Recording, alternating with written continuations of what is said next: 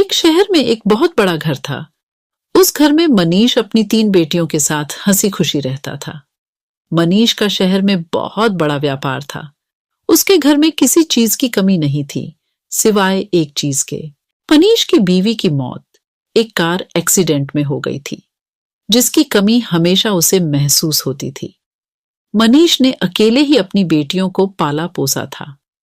उसकी तीनों बेटियां बहुत ही सुंदर थीं, पर उसकी सबसे छोटी बेटी छाया सबसे सुंदर थी। मनीष अपनी दोनों बड्ढी बेटियों से बहुत प्यार करता था, पर सबसे छोटी बेटी छाया को वो बिल्कुल पसंद नहीं करता था। उसका कारण ये था कि छाया जब पैदा हुई थी, तभी उसकी मां की मौत एक कार एक्सीडेंट में हो गई थी। मनीष अपनी बीवी की मौत का कसूरवार अपनी सबसे छोटी बेटी छाया को समझता था, इसलिए वो उसे बिल्कुल प्यार नहीं करता था। एक शाम मनीष जब घर आता है, वो अपनी दोनों बड़ी बेटियों को आवाज देता है। संगीता, कहाँ हो? तुम दोनों जल्दी आओ, देखो मैं तुम्हारे लिए क्या लाया हूं। पापा, हम आपका ही इंतजार कर रहे थे। जल्दी से दिखाइए आप हमारे लिए क्या लाए हो। ये देखो संगीता, मैं तुम्हारे लिए कितने सुंदर जूते लाया हूँ। मेरे लिए क्या लाए हो? पापा, मुझे भी दिखाओ। छाया पास खड़ी सब देख रही थी। उसे लगा कि उसके पापा उसे भी आवाज देकर बुलाएंगे और उससे भी कुछ देंगे। वो इंतजार करती रही, पर उसके पापा ने उसकी तरफ देखा भी नहीं। वह फिर डरते डरते अपने पापा के पास गई और धीरे से बोली, आप मेरे लिए क्या लाए हो? तुझे इस घर में खाने पीने को ढंग से मिल रहा है ना, तो उसी में खुश रह। समझी, ज्यादा उम्मीद मत लगा और जाकर अपना काम कर। छाया रोते रोते अपने कमरे में भाग जाती है। वो बहुत रोती है और अपनी माँ को बहुत याद करती है। छाया अपने पापा के दिल में भरी गुस्से को प्यार में बदलने की बहुत कोशिश करती थी। वो उनके लिए अच्छा अच्छा खाना बनाती थी। मनीष को छाया पर ना तो कभी प्यार आता और ना ही तरस। एक दिन मनीष अपनी बेटियों के साथ बैठकर नाश्ता कर रहा होता है। मैं कुछ दिनों के लिए बाहर काम से जा रहा हूं, तुम अपना ध्यान रखना और अच्छे से घर में रहना। आप कहाँ जा रहे हो पापा? क्या हम आपके साथ नहीं चल सकते? नहीं बेटा, दरअसल वहां आसपास काजीरंगा नाम का जंगल है, तो तुम्हें वहां ले जाना ठीक नहीं है। तुम लोग घर पर ही रहो और खूब मजे करना। संगीता, माया और छाया उदास हो जाते हैं। उदास मत हो, मैं जल्दी ही वापस आ जाऊंगा। चलो, अब जल्दी से बताओ कि मैं तुम्हारे लिए वहां से क्या लेकर आऊं। मुझे एक सुंदर मोतियों की माला चाहिए। मैंने सुना है जहां आप जा रहे हो, वहां के जंगलों में बहुत सुंदर फूल होते हैं, जो बिना पानी और मिट्टी के भी बहुत समय तक ताजा रहते हैं। मुझे वो फूल चाहिए।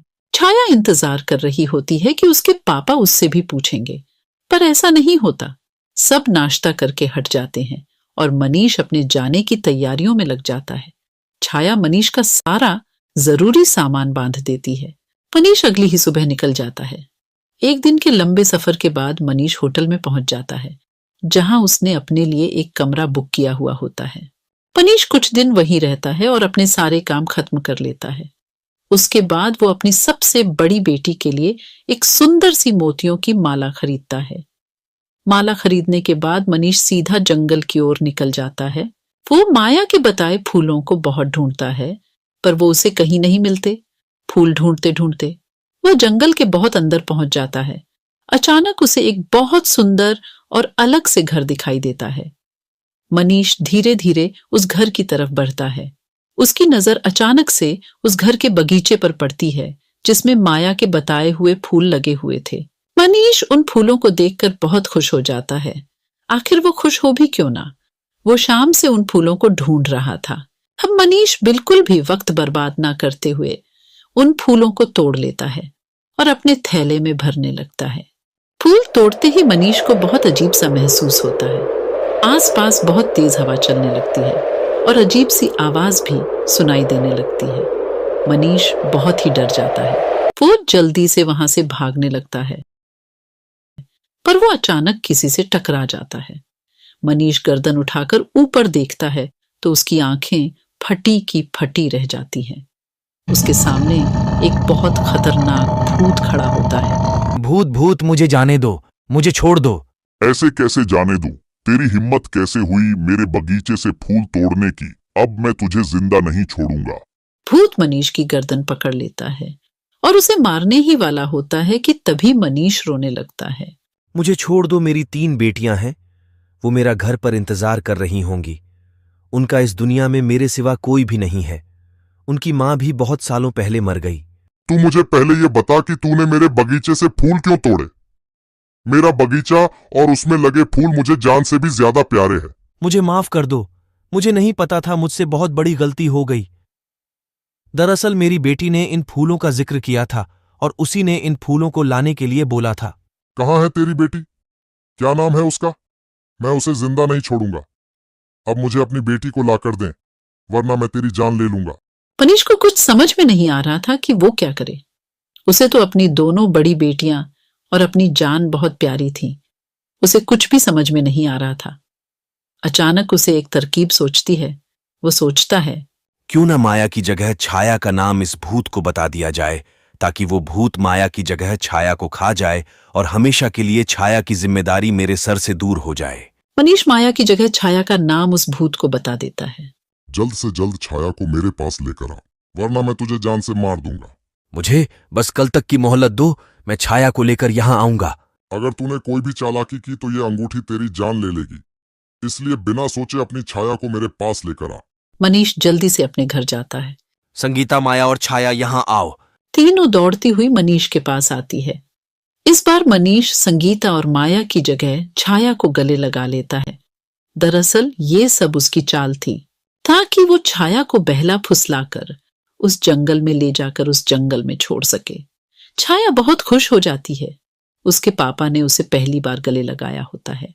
बेटी छाया, तुम्हें मेरे साथ अभी कहीं चलना होगा। कहाँ पापा? वो मैं तुम्हें अभी नहीं बता सकता। छाया बिना कोई सवाल के अपने पापा के साथ चल पड़ती है। छाया पूरे रास्ते सोचती रहती है कि आखिर उसके पापा उसे कहाँ लेकर जा रहे हैं, पर डांट के डर से पूछने की हिम्मत नहीं कर पाती। मनीष छाया को जंगल में लेकर जाता है और छाया भी बिना कोई सवाल किए अपने पापा के साथ चलती रहती है। कुछ देर बाद वो भूत के घर पहुंच जाते हैं।